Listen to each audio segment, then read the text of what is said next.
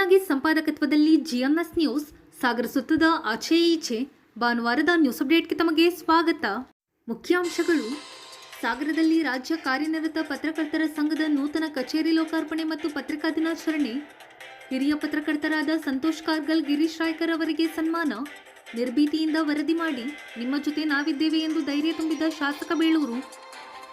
ಹಿರಿಯ ಪತ್ರಕರ್ತರನ್ನು ಸನ್ಮಾನಿಸಿ ಪತ್ರಕರ್ತರಿಗೆ ಎಲ್ಲಾ ರೀತಿಯ ಸಹಕಾರದ ಭರವಸೆ ನೀಡಿದ ಮೈತ್ರಿ ಸವಿತಾ ಶ್ರೀನಿವಾಸ್ ಮೇಸ್ತ್ರಿ. ತುಮರಿಯಲ್ಲಿ ಸಾವಯವ ಕೃಷಿ ಕಾರ್ಯಾಗಾರ. ಭೂಮಿಗೆ ರಾಸಾಯನಿಕ ಹೆಸರಲ್ಲಿ ವಿಷ ಹಾಕಲಾಗುತ್ತಿದೆ ಎಂದು ಆತಂಕ ವ್ಯಕ್ತಪಡಿಸಿದ ಶಾಸಕರು. ಜಿಲ್ಲಾ ಉಸ್ತುವಾರಿ ಸಚಿವರ ವಿಡಿಯೋ ತಿರುಚಿದ ಕ್ರಮ ಸರಿಯಲ್ಲ ಎಂದ ದಿನೇಶ್ ಶಿರವಾಳ. ನಾಳೆ ಅರಣ್ಯ ಸಚಿವರ ಸಾಕು ಪ್ರಾಣಿ ವಿರೋಧಿ ನಿಲುವು ಖಂಡಿಸಿ ರೈತ ಸಂಘದಿಂದ ವಿನೂತನ ಪ್ರತಿಭಟನೆ. ಸಾಗರ ನಗರದಲ್ಲಿ ನೂರಾರು ಜಾನುವಾರುಗಳು ಸಹಿತ ಹೋರಾಟದ ಮಾಹಿತಿ ನೀಡಿದ ದಿನೇಶ್ ಶಿರವಾಳ. ಈಗ ಸುದ್ದಿಯ ವಿವರ. ಕ್ರಿಯಾಶೀಲ ಪತ್ರಕರ್ತರು ಸಮಾಜದ ಆಸ್ತಿ. ಪತ್ರಕರ್ತರು ನಿರ್ಭೀತಿಯಿಂದ ತಮ್ಮ ಬರವಣಿಗೆ ಮುಂದುವರಿಸಲು ಎಲ್ಲ ರೀತಿಯ ಸಹಕಾರ ನೀಡಲಾಗುತ್ತದೆ ಎಂದು ಶಾಸಕ ಹಾಗೂ ಅರಣ್ಯ ಕೈಗಾರಿಕಾ ಅಭಿವೃದ್ಧಿ ನಿಗಮದ ಅಧ್ಯಕ್ಷ ಗೋಪಾಲಕೃಷ್ಣ ಬೇಳೂರು ತಿಳಿಸಿದರು.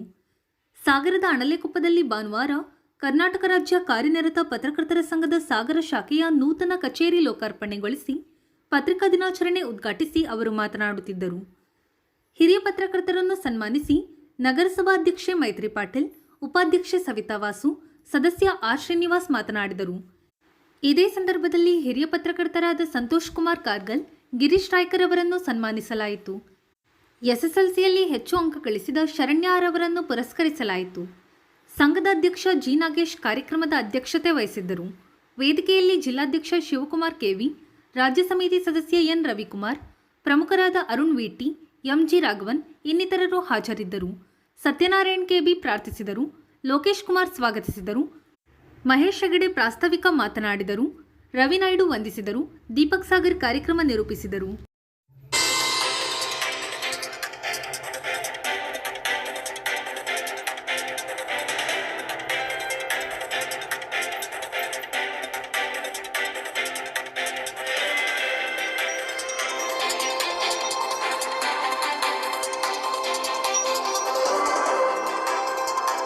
ರಂಗದಲ್ಲಿ ಎಲ್ಲರೂ ಇವತ್ತು ಉತ್ತಮವಾಗಿ ತಮ್ಮ ಆಸ್ತಿ ಮನೆ ಕಟ್ಕೊಂಡವರಲ್ಲ. ಪಾಪ ಅವರು ತಮ್ಮ ಜೀವನದ ಆಧಾರವಾಗಿ ಇವತ್ತು ಒಂದು ಪತ್ರಿಕೆ ರಂಗ ನಡೆಸ್ಕೊಂಡು ಬಂದಿದ್ದಾರೆ.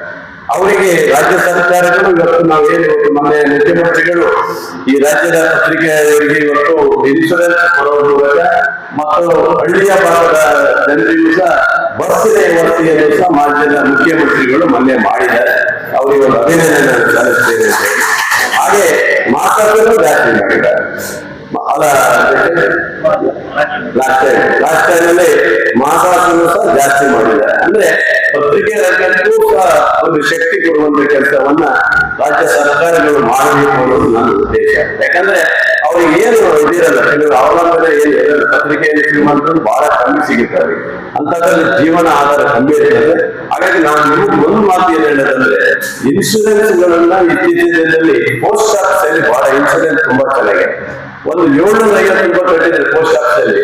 ಬಹಳ ಜನರಿಗೆ ಅನುಕೂಲ ಆಗುವ ರೀತಿಯಲ್ಲಿ ಒಂದು ಉತ್ತಮವಾದಂತಹ ಇನ್ಶೂರೆನ್ಸ್ ಮಾಡಿದ್ದಾರೆ. ನಾನು ಕಾರ್ಮಿಕ ಇಲಾಖೆಯಲ್ಲಿ ಇತರ ಇಲಾಖೆಯಲ್ಲಿ ಈಗಾಗಲೇ ಮನವರಿಕೆ ಮಾಡಿದ್ಮೇಲೆ ಈಗ ಅವರೆಲ್ಲರೂ ಕಟ್ತಾ ಬಂದಿದ್ದಾರೆ.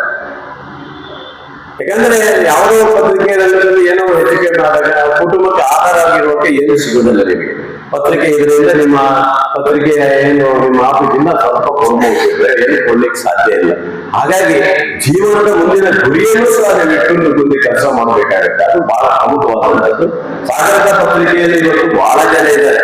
ಈಗ ಮೊನ್ನೆ ಅಲ್ಲಿ ಆ ಭಾಗದಲ್ಲಿ ಪತ್ರಿಕೆ ಮಾಡಿದ್ರೆ ನಾನು ಹೋಗಿದ್ದೆ. ಅವರು ಕೆಲವರಿಗೆಲ್ಲ ಸೈಕಲ್ ಕೊಡೋದು, ಪತ್ರಿಕೆ ವಿಚಾರಕರಿಗೆ ಸೈಕಲ್ ಕೊಡೋದು, ಇನ್ಶೂರೆನ್ಸ್ ಮಾಡೋದು ಎಲ್ಲ ಮಾಡಿದ್ದಾರೆ. ಹಾಗಾಗಿ ಆ ಬಿಲ್ಡಿಂಗ್ ಹಿಂದೆ ನಾನೇ ಕೊಟ್ಟಿದ್ದೆ. ಆ ಟೈಮಲ್ಲಿ ನಾನೇ ಅದಕ್ಕೆ ದುಡ್ಡು ಕೊಟ್ಟು, ಬಂಗಾರಪ್ಪ ಸಹ 2 ಲಕ್ಷ ರೂಪಾಯಿ ದುಡ್ಡು ಕೊಟ್ಟು ಮಾನ್ಯ ಕುಮಾರಸ್ವಾಮಿ ಮತ್ತು ಯಡಿಯೂರಪ್ಪನವರ ಕರೆದು ಉದ್ಘಾಟನೆ ಮಾಡಿಸಿದ್ದಾರೆ ಅದನ್ನ ಅವತ್ತು ಆ ದಿನದಲ್ಲಿ. ಅಂದ್ರೆ ಅಷ್ಟು ಪತ್ರಿಕೆಗೆ ಎಷ್ಟು ಡಿಮ್ಯಾಂಡ್, ಎಷ್ಟು ಒಂದು ಹಕ್ಕಿದೆ, ಅವ್ರಿಗೆ ಒಂದು ಶಕ್ತಿ ಇದೆ ಅಂತ ಯೋಚನೆ ಮಾಡ್ಬೇಕು. ಕುಮಾರಸ್ವಾಮಿ ಅವರಂತವರೇ ಒಂದು ಉದ್ಘಾಟನೆ ಮಾಡ್ತಾರಂದ್ರೆ ಆ ಪತ್ರಿಕೆ ರಂಗಕ್ಕೆ ಎಷ್ಟು ಶಕ್ತಿ ಇದೆ ಅನ್ನೋ ಅರ್ಥ ಮಾಡ್ಕೊಳ್ಬೇಕಾಗಿದೆ. ಹಾಗಾಗಿ ಅಂತ ಒಂದು ಬಿಲ್ಡಿಂಗ್ ಅದು ಕಟ್ಟಿದ್ದು. ಆನಂತರ ಈಗ ಡಿವೈಡ್ ಆಗಿದೆ.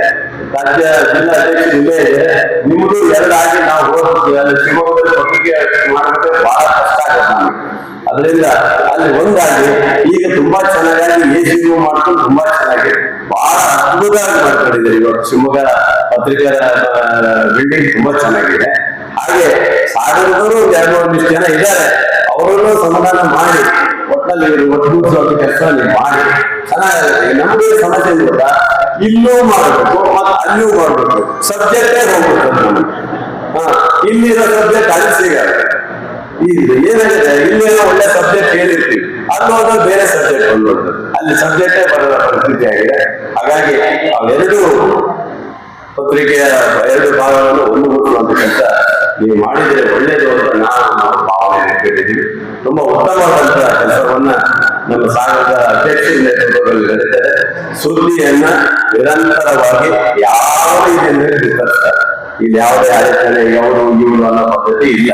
ಎಲ್ಲರಿಗೂ ಮೈತ್ರಿ ಪಟೇಲ್ ಏನಾದ್ರು ಕಾರ್ಯಕ್ರಮ ಮಾಡಿದ್ರೆ ಚೆನ್ನಾಗೇ ಬಿತ್ತರಿಸ್ತಾರೆ, ಗೋಪಾಲಕೃಷ್ಣ ಬೇರೆಯವರು ಕಾರ್ಯಕ್ರಮ ಮಾಡಿದ್ರೆ ಚೆನ್ನಾಗೇ ಬಿತ್ತರಿಸ್ತಾರೆ. ಅದರಲ್ಲಿ ಏನ್ ತೊಂದರೆ ಕೊಡೋದಿಲ್ಲ. ಒಟ್ಟಲ್ಲಿ ಸಾಗರ ಪತ್ರಿಕೆಯವರು ಉತ್ತಮ ರೀತಿಯಲ್ಲಿ ಸ್ಪಂದನೆ ಮಾಡ್ತಾರೆ. ಅವರ ಸಾಧನೆ, ಅವರ ಒಂದು ಶ್ರಮಕ್ಕೆ ನಾವೆಲ್ಲರೂ ಇವತ್ತು ಹಾರೈಸೋಣ. ಪತ್ರಿಕೆ ರಂಗ ನಿರಂತರವಾಗಿ ಬೆಳೆಯಬೇಕು. ಮತ್ತು ಹಳ್ಳಿ ಭಾಗದಲ್ಲೂ ಸಹ ಒಳ್ಳೊಳ್ಳೆ ಪತ್ರಿಕೆಗಳಿದ್ದಾರೆ. ಈಗ ಆನಂದಪುರ ಭಾಗದಲ್ಲಿ ಒಂದು ಒಳ್ಳೆ ಟೀಮ್ ಇದೆ, ತ್ಯಾಗದಲ್ಲಿ ಒಳ್ಳೆ ಟೀಮ್ ಇದೆ, ನಮ್ಮ ಹೊಳೆ ಭಾಗದ ಅಚ್ಚಗೇರಿ ಕುಮರಿ ಬ್ಯಾಟಲ್ಲಿ ಒಳ್ಳೆ ಟೀಮ್ ಇದೆ, ಸಂತೋಷ್ ನಮ್ಮ ರಾಧಾಕೃಷ್ಣ ಟೀಮ್ ತುಂಬಾ ಚೆನ್ನಾಗಿದೆ. ಇನ್ನೊಬ್ಬ ಬಂದೇ ತಾಲೂಕಲ್ಲಿ ಕೆಲಸ ಮಾಡ್ತಿದೆ. ನಿಮಗೆ ನಮ್ಮಿಂದ ಏನಾಗ್ಬೇಕು ಎಲ್ಲವನ್ನು ಸಹಕಾರ ಕೊಡ್ತೀವಿ. ಆದ್ರೆ ನಮ್ಮಿಂದ ಏನಾದ್ರು ಇದ್ರೆ ಬರಿಬೇಡಿ ಅಂತ ಕೊಡೋ ಸಹಕಾರ ಅಲ್ಲ ಇದೆ. ನನ್ನಿರೋದನ್ನು ಬರೀ ನಾವು ಯಾವತ್ತೂ ಬೇಡ ಅನ್ನೋದು. ಯಾವುದೇ ಒಂದು ತಪ್ಪಿದ್ರೆ ಆ ತಪ್ಪು ತಿದ್ದಿ ಕೊಡ್ತೀವಿ, ಏನಾದ್ರು ಆಧಾರ ತಿದ್ದು ಕೊಡ್ತೀವಿ. ಹಾಗಾದ್ರೆ ನನ್ನ ವಿರುದ್ಧ ಬರಿಬಾರ್ದು ಅಂತಲ್ಲ, ಬರಿಬೇಕು. ನೀವು ಬರಿಬೇಕು. ನೀವು ಬರೆದಾಗ ಗೋಪಾಲಕೃಷ್ಣ ಬೇಡವರಿಗೆ ಅದು ಅರ್ಥ ಆಗ್ಬೇಕು. ಅದರಿಂದ ನಾವು ಮನವರಿಕೆ ಮಾಡಿಕೊಂಡು ಮುಂದೆ ನಾವು ಜಾಗೃತರಾಗಬೇಕು ಅನ್ನೋದು ನಮಗೂ ಇರ್ತದೆ. ಹಾಗಾಗಿ ಪತ್ರಿಕೆ ರಂಗಕ್ಕೆ ಯಾರು ಕಡಿವಾಣ ಹಾಕುವಂತ ಪ್ರಶ್ನೆನೇ ಇಲ್ಲ. ನಿಮ್ಮದೇ ಆದಂತ ಶಕ್ತಿ, ನಿಮ್ಮದೇ ಆದಂತ ಪೆನ್ನು, ನೀವೇ ಬರೆಯುವಂತ ಪತ್ರಕರ್ತರು ನಮ್ಮನ್ನ ಒಂದು ಕಡೆ ನಾವು ಏನೇ ತಪ್ಪು ಮಾಡಿದಾಗ ತಿದ್ದುವಂತ ಕೆಲಸವನ್ನ ಮಾಡ್ತಾರೆ ಅಂತ ಹೇಳಲಿಕ್ಕೆ ನಾನು ಹೆಮ್ಮೆಯನ್ನ ಪಡ್ತೇನೆ. ಅವರ ಒಂದು ಬರವಣಿಗೆಯಿಂದ ನಾವು ಸಮಾಜದಲ್ಲಿ ಉತ್ತಮ ಸಮಾಜವನ್ನು ಕಟ್ಟಲಿಕ್ಕೆ, ಉತ್ತಮ ಕೆಲಸವನ್ನ ಮಾಡಲಿಕ್ಕೆ ಅವರ ಒಂದು ಬರವಣಿಗೆಯ ಮುಖಾಂತರ ನಾವು ತಪ್ಪುಗಳನ್ನ ಅಂದ್ರೆ ಸರಿಪಡಿಸುವಂತಹ ಕೆಲಸವನ್ನಾಗಲಿ, ತಪ್ಪಾಗಲಿ ಸರಿಯಾಗಲಿ ಅದನ್ನ ಅವರು ತಿದ್ದುವಂತ ಕೆಲಸವನ್ನ ಮಾಡ್ತಾರೆ. ಅವರಿಗೆ ಮೊದಲನೇದಾಗಿ ನಾವು ಒಂದನೇ ಅಭಿನಂದನೆಗಳನ್ನ ಸಲ್ಲಿಸಬೇಕು. ಯಾಕಂದ್ರೆ ಅವರು ಸಮಾಜವನ್ನ ಕಟ್ಟುವ ಕೆಲಸದಲ್ಲಿ ಅವರ ಕಾರ್ಯ ತುಂಬಾ ಹೆಚ್ಚಿಗೆ ಆಗಿರ್ತದೆ. ಹಾಗಾಗಿ ಪತ್ರಕರ್ತರು ಈ ಒಂದು ಬಿಲ್ಡಿಂಗ್ ಅನ್ನು ಹಾಕಬೇಕು ಅಂದಾಗ ನಮ್ಮ ಈಗಿನ ಅಧ್ಯಕ್ಷರು ತುಂಬಾ ಶ್ರಮ ಹಾಕಿದ್ದಾರೆ. ಅವರ ಇಡೀ ಸದಸ್ಯರ ತಂಡ ಇದಕ್ಕೆ ತುಂಬಾ ಒಂದು ಎಫರ್ಟ್ ಹಾಕಿದ್ದಾರೆ. ಅವರು ಹೇಗೆ ಬಂದವರಿಗೆ ನಗರಸಭೆಯಿಂದ ಈಗಷ್ಟೇ ಹೇಳಿದ್ರು ಶಾಸಕರು, ನಗರಸಭೆಯಿಂದ SSC ಅನುದಾನದಲ್ಲಿ 2 ಲಕ್ಷವನ್ನ ಕೊಟ್ಟಿದ್ರು. ಆಮೇಲೆ 10 ಲಕ್ಷದ ಟೆಂಡರ್ ಇದರಲ್ಲಿ ಅಂದ್ರೆ ಕಾಮಗಾರಿಯನ್ನ ಶುರು ಮಾಡಿದ್ರು. ಈಗ ನಮ್ಮ ಒಂದು ನಗರಸಭೆ ಆಡಳಿತ ಶುರುವಾದ ಮೇಲೆ ಪೇಂಟಿಂಗ್ ಮತ್ತೆ ರೂಟಿಂಗ್ ಆಗಬೇಕು ಅಂತ ಹೇಳಿದಾಗ 8 ಲಕ್ಷವನ್ನ ಅದಕ್ಕೆ ಕೊಡಬಹುದು. ಒಟ್ಟಾರೆ 20 ಲಕ್ಷ ಅನುದಾನವನ್ನ ಈ ಒಂದು ನಮ್ಮ ನಗರಸಭೆಯಿಂದ ನಮ್ಮೆಲ್ಲ ಪತ್ರಿಕೆಗಳು, ನಮ್ಮೆಲ್ಲ ಸಹೋದರರಿಗೋಸ್ಕರ ನಮ್ಮ ನಗರಸಭೆಯಿಂದ ಶಾಸಕರು ಕೂಡ ಇದಕ್ಕೆ ಸಹಕಾರವನ್ನ ನೀಡಿದ್ದೀಗ. ಈ ಒಂದು ಪಠ್ಯ ತುಂಬಾ ಅಚ್ಚುಕಟ್ಟಾಗಿದೆ. ಇದಕ್ಕೆ ಹೆಚ್ಚಿನದಾಗಿ ನಮ್ಮ ಪೌರಾಯುಕ್ತರಾದ ನಾಮಕರ ಸಹಕಾರ ಹೆಚ್ಚಿನದಾಗಿದೆ ಅಂತ ಹೇಳಲಿಕ್ಕೆ ಇಚ್ಛೆ ಪಡ್ತೇನೆ. ಅವರು ಶಿವಮೊಗ್ಗದಲ್ಲಿ ಕಾರ್ಯಕ್ರಮಗಳನ್ನು ಹೋಗುವುದರಿಂದ ಅವರು ಬಂದಿಲ್ಲ. ಹಾಗಾಗಿ ಅವರ ಸಹಕಾರಕ್ಕೆ ತುಂಬಾ ಹೆಚ್ಚಿನದಾಗಿದೆ ಅಂತ ನೆನೆಸ್ಕೊಳ್ತಾ, ಇಲ್ಲಿಯ ಎಲ್ಲ ನಮ್ಮ ನಗರಸಭಾ ಸದಸ್ಯರು, ಉಪಾಧ್ಯಕ್ಷರು, ಎಲ್ಲ ನಗರಸಭೆಯ ತಂಡ ಮತ್ತು ಅಧಿಕಾರಿಗಳ ತಂಡಕ್ಕೆ ಸಹಕಾರವನ್ನು ಕೊಟ್ಟಿದ್ದಾರೆ. ನಿಮ್ಮೆಲ್ಲರ ಸಹಕಾರದಿಂದ ನಾವೆಲ್ಲರೂ ಕೂಡ ಜನಪ್ರತಿನಿಧಿಗಳಿಗೆ ಪ್ರತಿನಿತ್ಯ ಎಚ್ಚರವನ್ನು ಮಾಡುವುದು ನೀವು ಪತ್ರಕರ್ತರು. ಹಾಗಾಗಿ ಮುಂದಿನ ನಾವು ಒಳ್ಳೆ ಕೆಲಸವನ್ನು ಮಾಡಲಿಕ್ಕೆ ನನಗೆ ನಾಗರಿಕವಾಗಿ ನಿಂತಿದ್ದೀರ ಅಂತ ಹೇಳಲಿಕ್ಕೆ ಇಚ್ಛೆಪಡ್ತೇನೆ. ಈ ರೀತಿಯ ಒಂದು ಸಮಾಜಮುಖಿ ಕೆಲಸವನ್ನ ಮಾಡೋದ್ರಲ್ಲಿ ಎಲ್ಲರ ಒಂದು ಸಹಕಾರ ನೀಡಬೇಕು. ಈಗ ಎಲ್ಲ ಕೂಡ ನಮ್ಮ ಒಂದು ನಗರಸಭೆಯಲ್ಲಿ ಅಂದ್ರೆ ಒಂದು ಗ್ರಾಮ ಪಂಚಾಯತಿಗಳಲ್ಲಿದ್ದು ಇವಾಗ ನಮ್ಮ ನಗರಸಭಾ ವ್ಯಾಪ್ತಿಯಲ್ಲಿ ಒಂದು ಕಾನೂನು ಕಮಿಟಿಯನ್ನು ನೇಮಕ ಮಾಡಿದ್ದಾರೆ. ಇದರಿಂದ ಕಾರ್ಯನಿರ್ವಹಣೆಯನ್ನು ತಡೆಗಟ್ಟಲಿಕ್ಕೆ ನಿಮ್ಮೆಲ್ಲ ಸಹಕಾರವನ್ನು ಪ್ರೋತ್ಸಾಹ ಹೆಚ್ಚಿನ ತರಬೇಕು. ಅದರಲ್ಲೂ ಸಹಕಾರವನ್ನು 2 ವಹಿಸಲಾಗಿದೆ ಅಂತ ಹೇಳಲಿಕ್ಕೆ ನಮಗೆ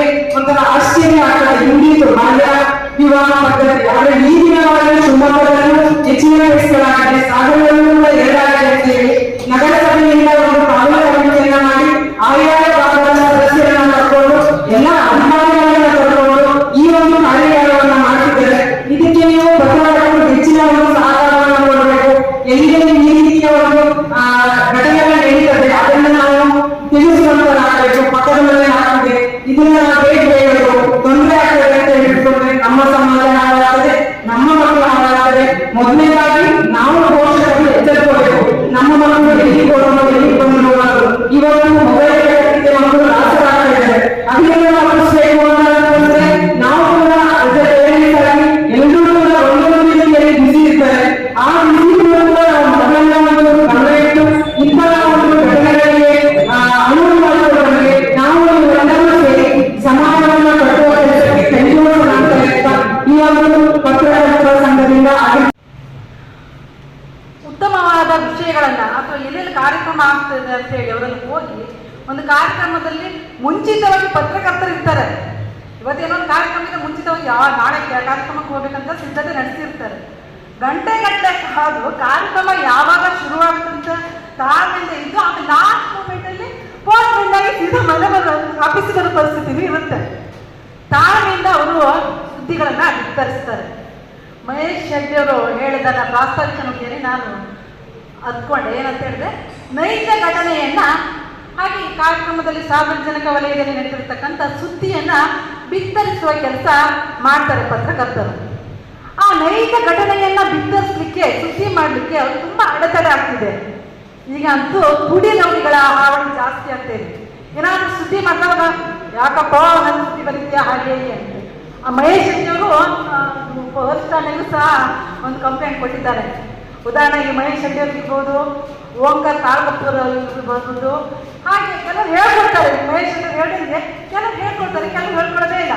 ಕೆಲವು ಮೊಬೈಲಲ್ಲೂ ಸಹ ಬೆದರಿಕೆಯನ್ನು ಹೇಳಿದ್ದಾರೆ. ಹಾಗೆ ಅವ್ರು ಯಾವ ಕೆಲಸ ಮಾಡಬೇಕು ಅಲ್ಲ, ಅವರಿಗೆ ಪೊಲೀಸ್ ಇಲಾಖೆ ಸಹ ಸೂಕ್ತವಾದ ಕ್ರಮಗಳನ್ನು ಕೈಗೊಳ್ಳಬೇಕು ಅಂತ ಈ ಸಂದರ್ಭದಲ್ಲಿ ವೇದಿಕೆಯ ಮುಖಾಂತರ ಹೇಳಲಿಕ್ಕೆ ಇಷ್ಟಪಡ್ತೀನಿ. ಮೊದಲನೇದಾಗಿ ಈ ಕಾರ್ಯಕ್ರಮದ ಪತ್ರಿಕಾ ದಿನಾಚರಣೆ ಸಹ ನೀವು ಆಚರಿಸ್ತಾ ಇದ್ದೀರಾ. ಹಾಗೆ ಹೊಸ ಕಟ್ಟಡದಲ್ಲಿ ನಿಮ್ಮ ಕಾರ್ಯವನ್ನ ನಿರ್ವಹಿಸ್ತೀರಾ.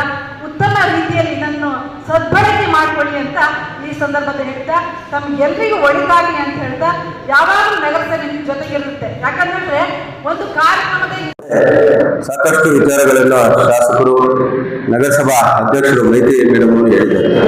ಯಾಕಂದ್ರೆ ಇದೊಂದು ನಾಗೇಶ್ವರಿ ಹಾಗೂ ಮಹೇಶ್ವರಿ ಅವರು ನಿರಂತರ ಒಂದು ಕನಸಾಗಿತ್ತು. ಆದಷ್ಟು ಬೇಗ ಈ ಬಿಲ್ಡಿಂಗ್ ಅನ್ನು ಕಟ್ಟಿ ಎಲ್ಲೋ ಜಾಗ ಹುಡುಕ್ತಾ ಇದ್ರು.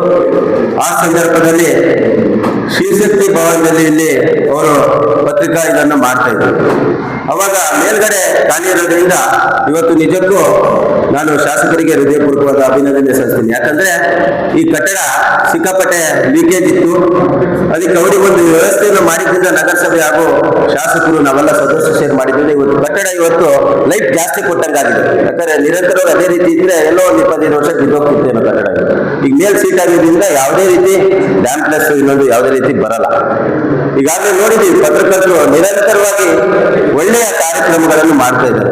ಮಹೇಶ್ ಅವರು ಹೇಳಿದ್ರು, ಅವರು ಮನಸ್ಸಲ್ಲಿ ಇದ್ದಿದ್ದನ್ನ ಏನು ಹೃದಯದಲ್ಲಿದೆ ಅದನ್ನು ನಾವು ಮನಸ್ಸು ಬಿಚ್ಚಿ ಮಾತಾಡೋದು. ಇವತ್ತು ಸಾಗರ ಸುಂದರವಾಗಿದೆ ಅಂದ್ರೆ ಅದು ಪತ್ರಕರ್ತರಿಂದ ಮಾತ್ರ ಸಾಧ್ಯ ಅಂತ ಹೇಳಕ್ ಇಷ್ಟಪಡ್ತೀನಿ. ಯಾಕಂದ್ರೆ ಇವತ್ತು ಸಹಜವಾಗಿ ಎಲ್ಲರೂ ತಪ್ಪು ಮಾಡ್ತಾರೆ. ಅದು ಪತ್ರಿಕೆಯಲ್ಲಿ ಬಂದಂತ ಸಂದರ್ಭದಲ್ಲಿ ಅವರಿಗೆ ತಿದ್ಕೊಳ್ಳೋಕೆ ಒಂದು ಅವಕಾಶ ಇರುತ್ತೆ. ಯಾವುದನ್ನ ಇದೆ ಅದನ್ನು ಮಾತ್ರ ಪತ್ರಕರ್ತರು ಬರೀತಾರೆ. ಅದಕ್ಕೋಸ್ಕರ ಅವರು ಮಾಡುವಂತ ಕೆಲಸಕ್ಕೆ ನಾವು ನಗರಸಭಾ ಸದಸ್ಯರು, ಶಾಸಕರು, ಪೊಲೀಸ್ ಇಲಾಖೆ ಇರ್ಬೋದು, ಸಂಪೂರ್ಣವಾಗಿ ಯಾವಾಗಲೂ ಕೂಡ ಅವರಿಗೆ ಸಹಕಾರ ಇದ್ದೇ ಇರುತ್ತೆ. ಈಗಾಗಲೇ ಶಾಸಕರು ಕೂಡ ಹೇಳಿದ್ದಾರೆ, ಯಾವಾಗಲೂ ಕೂಡ ಸಹಕಾರ ಇರುತ್ತೆ. ನಿಮ್ಮ ನಿರಂತರವಾಗಿ ಕೆಲಸವನ್ನು ಮಾಡಿದ್ರೆ ಮಾತ್ರ ಯಾರು ಮೋಸ, ಇನ್ನೊಂದು ವಂಚನೆ ಏನ್ ಮಾಡ್ತಾರೆ ಅವರು ತಿಳ್ಕೊಳ್ಳೋಕೆ ಒಂದು ಅವಕಾಶ ಆಗುತ್ತೆ. ಈ ಸಮಾಜದಲ್ಲಿ ಒಳ್ಳೆಯ ವ್ಯಕ್ತಿಯಾಗಿ ಅವರು ಮುಂದೆ ಬೆಳವಣಿಗೆ ಆಗುವಂತ ಅವಕಾಶ ಕೂಡ ಇರುತ್ತೆ. ಹಾಗೆ ಈ ಕಟ್ಟಡಕ್ಕೆ ನಾನು ಮಹೇಶ್ವರರಿಗೆ ಪದೇ ಪದೇ ಹೇಳ್ತಿದ್ದೆ, ಹಿಂಗೆ ಆಗ್ಬೇಕು ಹಂಗೆ ಆಗ್ಬೇಕು ಅಂತ ಹೇಳಿ. ನಾನು ಆ ಇಂಟರ್ವ್ಯೂ ಕೂಡ ಬೇರೆ ಕಡೆ ನಮ್ಮ ಪ್ರಸನ್ನ ಸರ್ ಲಯನ್ಸ್ ಕ್ಲಬ್ ಅಧ್ಯಕ್ಷರಿದ್ದಾರೆ, ಅವರಿಗೆ ಕೂಡ ಗೊತ್ತು. ಅವ್ರ ಮನೆ ಎದುರುಗಡೆ ರಸ್ತೆಗೆ ಹಾಕಿರುವಂತ ಒಂದು ಇಂಟರ್ಲಾಕನ್ನ ಇಲ್ಲಿಗೆ ಹಾಕ್ಸ್ಕೊಟ್ಟಿದ್ದೀನಿ. ಯಾಕಂದ್ರೆ ಶಾಸಕರು ನಿರಂತರವಾಗಿ ಬರ್ತಾರೆ, ಇಲ್ಲಿ ಪತ್ರಿಕಾ ಕಾರ್ಯಕ್ರಮಗಳು ನಡೆಯುತ್ತೆ, ಅಲ್ಲಿ ಓಡಾಡಕ್ಕೆ ಆಗಲ್ಲ, ದಸರಾ ಅಂತ ಹೇಳ್ಕೊಂಡು ಆ ಇಂಟರ್ಲಾಕನ್ನ ಎದುರುಗಡೆ ಹಾಕ್ಸ್ಕೊಟ್ಟಿದ್ದೀವಿ. ಈಗಾಗಲೇ ಅವರ ಒಂದು ಬೇಡಿಕೆ ಕೂಡ ಇದೆ. ಈಗಾಗಲೇ ನಗರಸಭೆ ಅನುದಾನದಲ್ಲಿ ಸಾಕಷ್ಟು ಕಾಮಗಾರಿಗಳನ್ನು ಮಾಡಿದ್ದೀವಿ. ಶಾಸಕರು ಕೂಡ ನಾವು ಹೇಳೋದು, ಅವರಿಗೆ ಪತ್ರಕರ್ತರಿಗೆ ಯಾವುದೇ ರೀತಿ ಹಣ ಬೇಕಾದಷ್ಟು ಇರೋದಿಲ್ಲ ಅವ್ರ ಹತ್ರ, ಬೇರೆ ಮೂಲಕ ಅವರು ಸಂಗ್ರಹ ಮಾಡಬೇಕು. ಅವರಿಗೆ ಒಂದು ಪರ್ಮನೆಂಟ್ ಆದ ಒಂದು ಸ್ಟೇಜ್ಗಳು, ಹಾಗೆ ಈ ಎದುರುಗಡೆ ಏನ್ ಶೀಟ್ ಇದೆ, ವಾಲ್ ಸೀಲಿಂಗ್, PF ಇದೆ ವಾಲ್ ಸೀಲಿಂಗು, ಅವರಿಗೆ ಒಂದು ಆಫೀಸ್ ರೂಮ್ ಯಾವುದೋ ಒಂದು ರೀತಿಯಲ್ಲಿ ಇಂಟೀರಿಯರ್ ಒಂದು ಆಫೀಸ್ ಬಂದಂತ ಸಂದರ್ಭದಲ್ಲಿ ನಾವು ಹೇಳಿದ್ವಿ ಈಗಾಗಲೇ ಶಾಸಕರು ಶಿವಮೊಗ್ಗ ಜಿಲ್ಲೆಯಲ್ಲಿ ನಾನು ಕೂಡ ಹೋದಂತ ಸಂದರ್ಭದಲ್ಲಿ ನೋಡಿದೆ AC ರೂಮ್ ಒಳ್ಳೆ ಹೈಟೆಕ್ ಆಗಿ ಮಾಡಿದ್ದಾರೆ. ಅವರು ಈಗ ಎರಡೆರಡು ಸಂಘ ಆಗಿದ್ದರಿಂದ ಅದನ್ನು ಕೂಡ ನಮ್ದು ಕೂಡ ಅದೊಂದು ಕುತೂಹಲ ಇದೆ. ಅವರು ಒಟ್ಟಾಗಿ ಒಂದೇ ಕಡೆ ಮಾಡ್ಕೊಂಡು ಒಳ್ಳೆ ರೀತಿಯಲ್ಲಿ ಹೈಟೆಕ್ ಮಾಡಿ ಸಾಗರದಲ್ಲಿ ಕೂಡ ಪತ್ರಕರ್ತರ ಸಂಘ ಒಂದು ಹೈಟೆಕ್ ಬಿಲ್ಡಿಂಗ್ ಮಾಡಿ ಒಳ್ಳೆ ರೀತಿಯಲ್ಲಿ ಇವತ್ತು ಸುದ್ದಿಯನ್ನು ಮಾಡ್ತಾ ಇದ್ದಾರೆ ಅಂತ ಹೇಳಿ. ಯಾಕಂದ್ರೆ ಈ ಓಪನ್ ಅಲ್ಲಿ ಕೆಲವರು ಪತ್ರಿಕಾಗೋಷ್ಠಿ ಮಾಡ್ಬೇಕಾದ್ರೆ ಎಲ್ಲರೂ ಬಂದು ಕುತ್ಕೊಂಡಿರ್ತಾರೆ, ಅವ್ರಿಗೆ ಒಂದು ಚೇಂಬರ್ ಕೂಡ ಸಪರೇಟ್ ಆಗಿ ಬೇಕಾಗತ್ತೆ. ನಾ ಶಿವಮೊಗ್ಗದಲ್ಲಿ ಗಮನಿಸಿದ್ದೆ, ಸ್ಟಾರ್ಟಿಂಗ್ ಅಲ್ಲಿ ಹೋದಂತ ಸಂದರ್ಭ ಎಂಟ್ರೆನ್ಸ್ ಅಲ್ಲಿ ಬೇರೆ ರೀತಿ ಕೌಂಟರ್ ಇದೆ, ಅದ್ರ ನಂತರದಲ್ಲಿ ಪತ್ರಿಕಾಗೋಷ್ಠಿಗೆ ಸಂಬಂಧಪಟ್ಟವ್ರ ಮಾತ್ರ ಕೊಡ್ತಾರೆ. ಆ ರೀತಿ ಕೂಡ ವ್ಯವಸ್ಥೆಗಳನ್ನ ಮುಂದಿನ ದಿನಗಳಲ್ಲಿ ಮಾಡೋಣ ಅಂತ ಹೇಳ್ತಾ, ಹಾಗೆ ನನಗೆ ಬೇರೆ ರೀತಿ ಯಾವುದೇ ರೀತಿ ಸಹಕಾರ ಬೇಕಾದಲ್ಲಿ ನಾನು ಪತ್ರಿಕೆಯವರಿಗೆ ನಿರಂತರವಾಗಿ ನನ್ನ ಸಂಪೂರ್ಣ ಸಹಕಾರ ಇರುತ್ತೆ. ನಾನು ನಿರಂತರವಾಗಿ ಜೊತೆಗೆ. ಭೂಮಿಗೆ ವಿಪರೀತ ರಾಸಾಯನಿಕ ಬಳಕೆ ಮಾಡಿದ್ದರಿಂದ ನಾವು ಸೇವಿಸುವ ಆಹಾರ ವಿಷಯುಕ್ತವಾಗುತ್ತಿದೆ. ಸಾವಯವ ಮೂಲಕ ಆಹಾರ ಬೆಳೆಯಲು ಉತ್ತೇಜನ ನೀಡಲು ಶಾಸಕ ಹಾಗೂ ಅರಣ್ಯ ಕೈಗಾರಿಕಾ ಅಭಿವೃದ್ಧಿ ನಿಗಮದ ಅಧ್ಯಕ್ಷ ಗೋಪಾಲಕೃಷ್ಣ ಬೇಳೂರು ತಿಳಿಸಿದರು.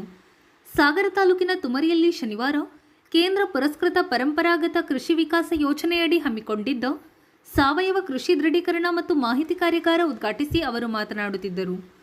ಕಾರ್ಯಕ್ರಮದಲ್ಲಿ ತುಮರಿ ಗ್ರಾಮ ಪಂಚಾಯಿತಿ ಅಧ್ಯಕ್ಷೆ ಶ್ರೀದೇವಿ, ಡಾಕ್ಟರ್ ಸವಿತಾ ಜಿ, ಪ್ರೇಮ, GT ಸತ್ಯನಾರಾಯಣ್, ಪುರುಷೋತ್ತಮ್, ಮಹಾಬಲೇಶ್ವರ್ ಇನ್ನಿತರರು ಹಾಜರಿದ್ದರು. ಸೋದ ಸಂಸ್ಥೆಗಳ ಮೂಲಕ ನಾವು ಕೊಡ್ತಾ ಇರೋದು ಹಲವಾರು ಕಾರ್ಯಕ್ರಮಗಳನ್ನು ಇವತ್ತು ಅದಕ್ಕೆ ಬೇಕಾದಷ್ಟನ್ನು ಕೊಡುವಂಥ ಕಾರ್ಯಕ್ರಮ ಇವತ್ತಿದೆ. ಇವತ್ತು ಬಹಳ ಜನ ನಮ್ಮ ರೈತರು ಇವತ್ತು ಮಣ್ಣಿನ ಪರೀಕ್ಷೆ ಮಾಡಿಸ್ಕೊಳ್ಳಲ್ಲ, ಅಲ್ಲಿ ಏನು ಬೆಳಿಬೇಕನ್ನೋದು ತಿಳ್ಕೊಳ್ಳೋದಿಲ್ಲ. ಒಟ್ಟಲ್ಲಿ ಬೆಳೀತಾ ಹೋಗ್ತಾರೆ. ಹೇಳಿದ್ರು ಮಹಾಬಲೇಶ್ವರದಲ್ಲಿ ನಿಮ್ಮ ಕಡೆ ಅಷ್ಟೊಂದು ಇದು ಹೊಡಿತಾ ಇರಲಿಲ್ಲ, ಏನು ನಮ್ಮ ರೋಗ ಕೊಳೆ ರೋಗಕ್ಕೆಲ್ಲ ಅದಕ್ಕೆ ಇದಕ್ಕೆ ಔಷಧಿ ಹೊಡಿತಾ ಇರಲಿಲ್ಲ, ಕಮ್ಮಿ.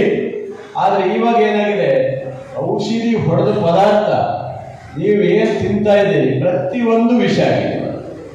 ನೀವು ಈ ಪದಾರ್ಥನೇ ಸಹ ಔಷಧಿ ಹೊಡೆದದ್ದು ಇವತ್ತು ಮೀನುಗಳು ಸಹ ಹಿಂದೆಲ್ಲ ನೋಡಿದ್ದೀರಿ. ಆಮೇಲೆ ಆ ನೀರು ಅಂದರೆ ನೀರೊಳಗೆ ಹೊರಗೆ ಹೋಗುತ್ತೆ, ಅದರಿಂದ ನೀರನ್ನು ಕುಡಿಯೋದು ಅದರಲ್ಲೇ ಬರ್ತದೆ. ಪ್ರತಿಯೊಂದು ಪದಾರ್ಥನೂ ಸಹ ಔಷಧಿ ಮಿಕ್ಸ್ ಆಗಿ ಇವತ್ತು ಜನರ ಹೊಟ್ಟೆ ಒಳಗೆ ಹೋಗ್ತಾ ಇದೆ. ಹಾಗಾಗಿ ಇವತ್ತು ಬಹಳಷ್ಟು ಜನರಿಗೆ ಹಾರ್ಟ್ ಅಟ್ಯಾಕು ಇನ್ನೊಂದು ಪ್ರತಿಯೊಂದು ನಡೀತಾ ಇರೋದು. ಸಾಮಾನ್ಯ ಜನರು ನೋಡಿ, ಯಾರೇ ಕೇಳಿದ್ರು ಆಸ್ಪತ್ರೆಗೆ ಹೋಗಿದ್ದೀನಿ ಅಲ್ಲಿ ಹೋಗಿದಂದ್ರೆ ಇವತ್ತು ಆಸ್ಪತ್ರೆ ದುಡ್ಡು ಹಾಕ್ತಿದ್ದಾರೆ ಅಂತ ಹೇಳಿದ್ರೆ ಅತಿ ಹೆಚ್ಚು ಇವತ್ತು ಔಷಧಿ ಹೊಡೆಯೋದ್ರಿಂದಲೇ ಇವತ್ತು ಶುರುವಾಗಿದೆ. ಇದನ್ನು ನಾವು ಕಮ್ಮಿ ಮಾಡ್ಕೊಳ್ತಾ ಹೋದರೆ ಮುಂದಿನ ಜೀವನದ ಬದುಕು ಬಹಳ ಕಷ್ಟ ಇದೆ ಬದುಕಲ್ಲಿ. ಅದರಿಂದ ಕೃಷಿ ಭಾರತದ ನಮ್ಮ ಮುಂದಿನ ಹೇಳಿದ್ರೆ ಇವತ್ತು ಮುಂದೆ 40ನೇ ವರ್ಷಕ್ಕೆ ಆಹಾರದ ಕೊರತೆ ಬರ್ಬೋದ. ಈಗಲೇ 141 ಕೋಟಿ ಹೋಗಿದ್ದೀವಿ ನಾವು, ಇನ್ನು 40 ವರ್ಷಕ್ಕೆ 150 ಕೋಟಿಗೆ ಹೋಗ್ತೀವಿ. ಮಕ್ಕಳಂತೆ ಯಾರೇನು ಕಮ್ಮಿ ಮಾಡಲ್ವಾ? ಅದೇ ಮಕ್ಕಳನ್ನ ಒಂದು ಮಾಡಿ ಅಂತ ಏನು ಆಗಲ್ಲ, 2 ಮಾಡಿ ಹೇಳಕ್ಕೂ ಆಗಲ್ಲ. ಅದು ಪುಣ್ಯಾಕಿ ಮೊನ್ನೆ ನೋಡಿ ಯಾರೋ ಒಂದು ಹೆಣ್ಮಗಳು 4 ಮಕ್ಕಳು ಹೇಳ್ತಾಳೆ. ಮೊನ್ನೆ ಒಂದು ಹೆಣ್ಮಗಳು ಅಂದ್ರೆ ಬೇಡ ಅಂದ್ರೆ ಮಕ್ಕಳು 4 ಮಕ್ಕಳಾಗಿದ್ದಾರೆ ಅಂದರೆ ಜನಸಂಖ್ಯೆ ಇನ್ನೂ ಜಾಸ್ತಿ ಆಗಿ. ಜಿಲ್ಲಾ ಉಸ್ತುವಾರಿ ಸಚಿವರ ಹೇಳಿಕೆಯನ್ನು ತಿರುಚುವ ಮೂಲಕ ಸಾಮಾಜಿಕ ಸ್ವಾಸ್ಥ್ಯ ಕೆಡಿಸುವ ಕೆಲಸ ಮಾಡುತ್ತಿರುವುದು ಸರಿಯಲ್ಲ ಎಂದು ರೈತ ಸಂಘದ ಜಿಲ್ಲಾಧ್ಯಕ್ಷ ದಿನೇಶ್ ಶಿರವಾಳ ತಿಳಿಸಿದ್ದಾರೆ. ಅವರು ಮಾಧ್ಯಮದೊಂದಿಗೆ ವಿಷಯ ಕುರಿತು ಅಭಿಪ್ರಾಯ ಹಂಚಿಕೊಳ್ಳುತ್ತಾ, ನಾನೊಂದಷ್ಟು ಕಿವಿ ಮಾತುಗಳನ್ನ ಕೆಲವರಿಗೆ ಹೇಳಲಿಕ್ಕೆ ಬಯಸ್ತೇನೆ. ಏನಾದರೂ ತಮಗೆ ವಿರೋಧ ಮಾಡಬೇಕು ಅನ್ನೋದಿದ್ರೆ ನೇರವಾಗಿ ಯಾರ ಜೊತೆನಾದ್ರೂ ಭಿನ್ನಾಭಿಪ್ರಾಯಗಳಿದ್ರೆ ಅಥವಾ ಯಾರ್ದಾದ್ರು ತಪ್ಪಿದ್ರೆ ನೇರವಾಗಿ ಹೇಳಲಿಕ್ಕೆ ಅವಕಾಶಗಳಿರ್ತದೆ. ಈ ರೀತಿ ವಿಡಿಯೋಗಳನ್ನ ಎಡಿಟ್ ಮಾಡ್ತಕ್ಕಂಥದ್ದು, ಕಟ್ ಅಂಡ್ ಪೇಸ್ಟ್ ಏನ್ ಹೇಳ್ತಾರಲ್ಲ ಅದು ಮಾಡಿ ಗಣ್ಯರ ತೇಜೋವಧೆ ಮಾಡ್ತಕ್ಕಂಥದ್ದು, ಹಾಗೆ ಧಾರ್ಮಿಕ ಸೂಕ್ಷ್ಮತೆ ಅರಿವಿಲ್ಲದೆ ಜನರನ್ನ ಸುಳ್ಳು ಮಾಹಿತಿ ಹಂಚಿಕೊಂಡು ಪ್ರಚೋದಿಸ್ತಕ್ಕಂಥದ್ದು, ಇವೆಲ್ಲವೂ ಕೂಡ ಗಂಭೀರವಾದಂತಹ ಅಪರಾಧ ಪ್ರಕರಣಗಳು. ಇದನ್ನ ಯಾರೂ ಕೂಡ ಒಪ್ಪಲಿಕ್ಕೆ ಸಾಧ್ಯವಿಲ್ಲ. ಯಾವ ಅವಿವೇಕಿ ಈ ಹೀನ ಕೃತ್ಯ ಮಾಡಿದ್ದಾನೋ ಗೊತ್ತಿಲ್ಲ. ಈ ರೀತಿಯ ನಡವಳಿಕೆಗಳು ಸಮಾಜ ಒಪ್ತಕ್ಕಂಥದ್ದಲ್ಲ. ಯಾವನೇ ಮಾಡಿದ್ರು ಕೂಡ ರಕ್ಷಣಾಧಿಕಾರಿಗಳು ಗಂಭೀರವಾಗಿ ಪರಿಗಣಿಸಬೇಕು. ಈಗಾಗಲೇ ಶಿವಮೊಗ್ಗ ಜಿಲ್ಲಾ ಪೊಲೀಸ್ ವರಿಷ್ಠಾಧಿಕಾರಿ ಬಳಿ ಈ ಬಗ್ಗೆ ದೂರು ದಾಖಲಾಗಿದೆ ಅನ್ನೋ ಮಾಹಿತಿಯನ್ನು ತಿಳ್ಕೊಂಡಿದ್ದೇವೆ. ಖಂಡಿತ ಶಿವಮೊಗ್ಗ ಜಿಲ್ಲಾ ರಕ್ಷಣಾಧಿಕಾರಿಗಳು ಈ ಬಗ್ಗೆ ಕ್ರಮ ವಹಿಸ್ತಾರೆ ಅನ್ನೋ ವಿಶ್ವಾಸ ಇದೆ. ಯಾರೇ ಈ ತಪ್ಪು ಮಾಡಿದ್ರು ಕೂಡ ಅವ್ರ ಮೇಲೆ ನಿರ್ದಾಕ್ಷಿಣ್ಯ ಕ್ರಮವನ್ನ ತೆಗೆದುಕೊಳ್ಬೇಕು. ಅದು ರಾಜಕೀಯ ವ್ಯಕ್ತಿಗಳೇ ಇರಬಹುದು, ಅಥವಾ ಅವರ ಕಾರ್ಯಕರ್ತರೇ ಇರಬಹುದು, ಯಾವುದೇ ಪಕ್ಷದವರು ಇರಬಹುದು, ಅಥವಾ ಇನ್ಯಾವುದೇ ಸಂಘಟನೆಯವರು ಇರಬಹುದು.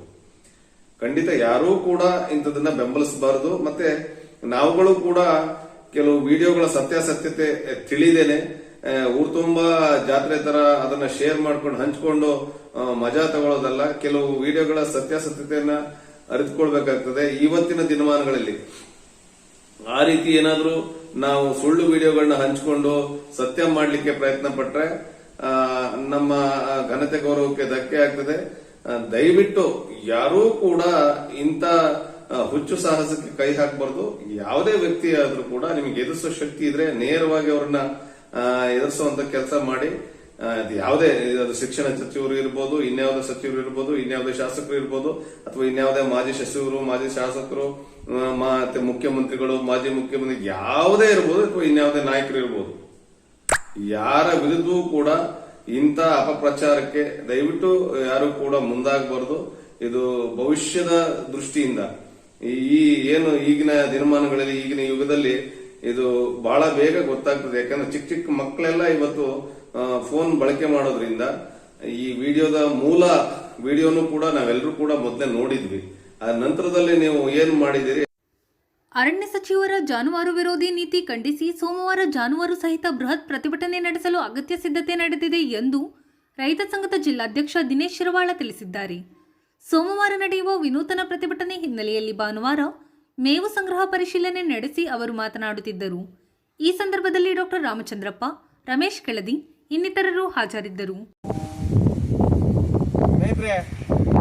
ಕರ್ನಾಟಕ ರಾಜ್ಯ ಅರಣ್ಯ ಸಚಿವರ ಈ ಹಿಂದಿನ ಆದೇಶ, ರೈತರ ಸಾಕು ಪ್ರಾಣಿಗಳು ಅರಣ್ಯ ಪ್ರದೇಶದಲ್ಲಿ ಮೇಯೋದನ್ನು ನಿರ್ಬಂಧಿಸಿ ಏನು ಆದೇಶ ಹೊರಡಿಸಿದ್ರು, ಈ ಆದೇಶವನ್ನ ಉಗ್ರವಾಗಿ ಖಂಡಿಸಿ ಈ ಕರ್ನಾಟಕ ರಾಜ್ಯದ ನಮ್ಮ ನಾಡಿನ ಅನ್ನದಾತರ ಸಾಕು ಪ್ರಾಣಿಗಳು ಅವು ಕಾಡು ಮೇಡಿನಲ್ಲಿ ಮೇಯಬೇಕು, ಗುಡ್ಡ ಬೆಟ್ಟಗಳಲ್ಲಿ ಮೇಯಬೇಕು, ಮೇಯಲಿಕ್ಕೆ ಅವಕಾಶವನ್ನ ಮಾಡಿಕೊಡಬೇಕು ಸರ್ಕಾರ ಅಂಥೇಳಿ ಒತ್ತಾಯಿಸಲಿಕ್ಕೆ ಈ ನಾಡಿನ ರೈತರ ಜಾನುವಾರುಗಳ ಪರವಾಗಿ ಕರ್ನಾಟಕ ರಾಜ್ಯ ರೈತ ಸಂಘದ ಶಿವಮೊಗ್ಗ ಜಿಲ್ಲೆ ಸಾಗರ ಘಟಕದಲ್ಲಿ ನಾಳೆ ದಿನ ಜಾನುವಾರುಗಳ ಸಮೇತ ನಗರ ಪ್ರದೇಶದಲ್ಲಿ ಬೃಹತ್ ಪ್ರತಿಭಟನೆಯನ್ನ ಹಮ್ಮಿಕೊಂಡಿರ್ತೇವೆ. ದಯವಿಟ್ಟು ರಾಜ್ಯದ ಎಲ್ಲ ರೈತ ನಾಯಕರು ಇದನ್ನು ಬೆಂಬಲಿಸಬೇಕು, ಸರ್ಕಾರಕ್ಕೆ ಮುಟ್ಟಿಸಬೇಕು. ನಾಳಿನ ಹೋರಾಟವನ್ನ ನಾವೆಲ್ಲರೂ ಕೂಡ ವೀಕ್ಷಣೆ ಮಾಡಿ ಸರ್ಕಾರಕ್ಕೆ ಮುಟ್ಟಿಸುವಂತ ಜವಾಬ್ದಾರಿ ನಿಮ್ದಿದೆ. ಮೂಕ ಪ್ರಾಣಿಗಳು ನಾವು ಎಲ್ಲಿ ಮೇಯ್ಲಿಕ್ಕೆ ಹೋಗಬೇಕು ಅಂತೇಳಿ ಸರ್ಕಾರವನ್ನ ಪ್ರಶ್ನೆ ಮಾಡಲಿಕ್ಕೆ, ಅರಣ್ಯ ಸಚಿವರನ್ನ ಪ್ರಶ್ನೆ ಮಾಡಲಿಕ್ಕೆ ನಾಳೆ ಸಾಗರ ನಗರದೊಳಗೆ ಬಂದು ಅರಣ್ಯ ಇಲಾಖೆಯ ಕಚೇರಿಗೆ ಬರ್ತಾ ಇದ್ದಾವೆ. ಅವು ಮೂಕ ಭಾಷೆಯಲ್ಲಿ ಅವರ ರೋದನೆಯನ್ನ ಹೇಳ್ತವೆ. ಇವ್ರು ಕೇಳಲಿ, ಇವ್ರು ಪರಿಹಾರನ ಕಂಡುಕೊಡ್ಲಿ. ಹಾಗಾಗಿ ನಾವು ಅವರಿಗೆ ಎಲ್ಲ ನಮ್ಮ ನೂರಾರು ಜಾನುವಾರುಗಳಿಗೆ, ನಾಳೆ ಭಾಗವಹಿಸ್ತಾ ಇರ್ತಕ್ಕಂಥ ನೂರಾರು ಜಾನುವಾರುಗಳಿಗೆ ಇವತ್ತೇ ಮೇವನ್ನು ನಾವು ಸಂಗ್ರಹ ಮಾಡಿ ಎಲ್ಲ ಹುಲ್ಲು ಕೊಯ್ತಾ ಇದ್ವಿ. ಸುಮಾರು 3 ವಿಭಾಗಗಳಾಗಿ ಮೇವನ್ನು ಕೊಯ್ತಾ ಇದೀವಿ. ಇವತ್ತು ಇಲ್ಲಿ ಸಾಗರದ KSRTC ಡಿಪೋ ಒಳಗಡೆ ಒಂದಷ್ಟು ಮೇವನ್ನು ನಾವು ಸಂಗ್ರಹಿಸಿದ್ವಿ. ಈಗ ಬೇರೆ ಬೇರೆ ಕಡೆ ನಮ್ಮ ಪ್ರಮುಖರು ಮೇವನ್ನು ಸಂಗ್ರಹಿಸ್ತಾ ಇದ್ದಾರೆ. ಈ ಕೂಡಲೇ ಬರೀ ಅರಣ್ಯದಲ್ಲಿ ಜಾನುವಾರುಗಳ ಮೇವಿನ ವಿಚಾರ ಅಷ್ಟೇ ಅಲ್ಲ, ಅರಣ್ಯ ಇಲಾಖೆ ರೈತರನ್ನ ನಡೆಸ್ಕೊಳ್ತಾ ಇರ್ತಕ್ಕಂಥದ್ದು ಈ ನಾಡಿನ ರೈತರ ಮೇಲೆ ಹಲವಾರು ರೀತಿಯ ಕಿರುಕುಳವನ್ನ ಏನು ಹೇರ್ತಾ ಇದೆ.